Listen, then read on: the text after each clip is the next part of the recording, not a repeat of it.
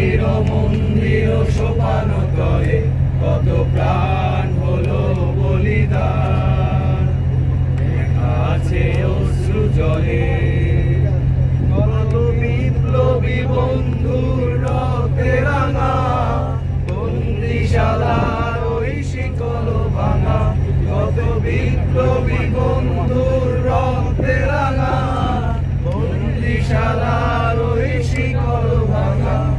তারা কি ফিরবে আজ, তারা কি ফিরবে আর সুপ্রভাতে, যত তরুণ গেছে মন্দির মন্দির সোপান তলে কত প্রাণ হলো বলিদান, লেখা আছে অশ্রু জলে।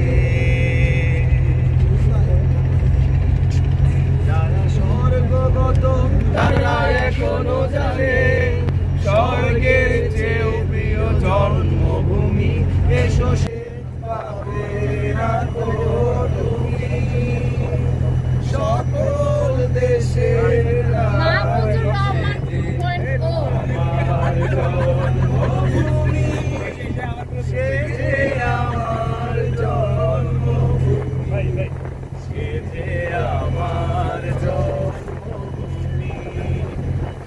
মায়ের মায়ের এত স্নেহ কোথায় গেলে পাবে কে তো, ও মা তোমার চরণ তুজি, ও হে আমার করি আমার এই দেশেতে জন্ম যেন এই দেশেতে মরি, এমন দেশ কি কোথাও খুঁজে পাবে না গো তুমি, সকল দেশের রানী সেজে আমার জন্মভূমি, সে যে আমার জন্মভূমি, সে যে আমার জন্মভূমি।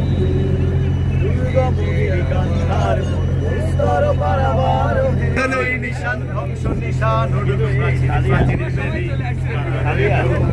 ফেরিতে পয়সা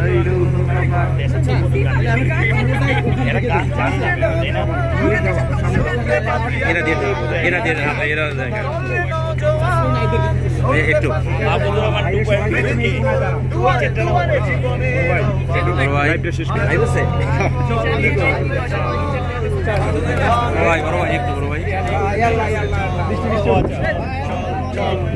চল চল চল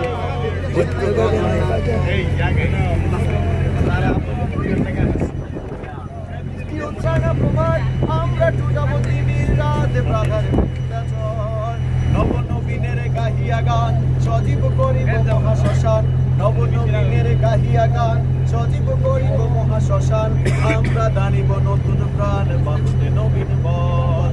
চল চল চল চল চল চল গাজনের বাজনা বাজা কে মালিক কে সে রাজা, গাজনের বাজনা বাজা কে মালিক কে সে রাজা, কে দেশ সাজা মুক্ত স্বাধীন সত্য কেড়ে হাসি, হাসি ভগবান করবে ফাঁসি সর্বনাশী, সেটাই কিন্তু কেড়ে কারা রইল ভগবান, কারা রইল ভগবান, এদিকে ফেল করবে লোকান রক্ত জমা শিকাল পূজার লঙ্কিতে হবে রাত্রি নিশীতে যাত্রীরা হুঁশিয়ার, ফুলিতেছে দড়ি ফুলিতেছে জল ফুলিতেছে মাঝি পথ, সিঁড়ি আছে পালকে ধরিবে হাল আছে কার হিম্মত, ফুলিতেছে দড়ি ফুলিতেছে জল ফুলিতেছে মাঝি পথ, সিঁড়ি আছে পালকে ধরিবে হাল আছে কার হিম্মত।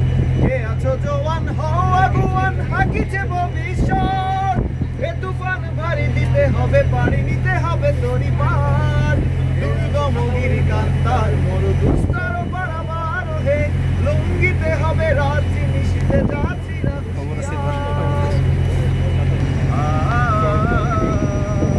জব জুলমো সিতম কে কোয়েগা রূহি কি तरह उड़ जाएंगे। আল্লাহ করে পাঠিয়ে দিলে, হ্যাঁ এটুকু পাঠিয়ে দিলে একটু ইয়েতে ধরে নেবে, ডিজিটাল হালকা ধরে দিবে। ইরা চল চল চল উত্তর গগনে বাজে মাদল নিম্নে উত্তলা ধরণী তল তরুণ হাতের তরুণ দল চললে চললে চল। মরহুম সাংবাদিক রুহুল আমিন গাজী ছিলেন অন্যায়ের বিরুদ্ধে প্রতিবাদের একজন প্রতীক।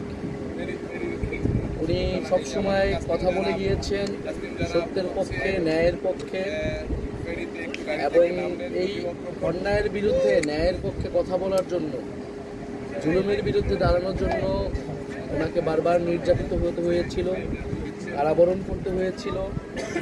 জেল জুলুম সব কিছুকে স্বীকার করে নিয়ে উনি মানুষের পক্ষে, জনগণের পক্ষে, সত্যের পক্ষে তার কলম চালিয়েছে।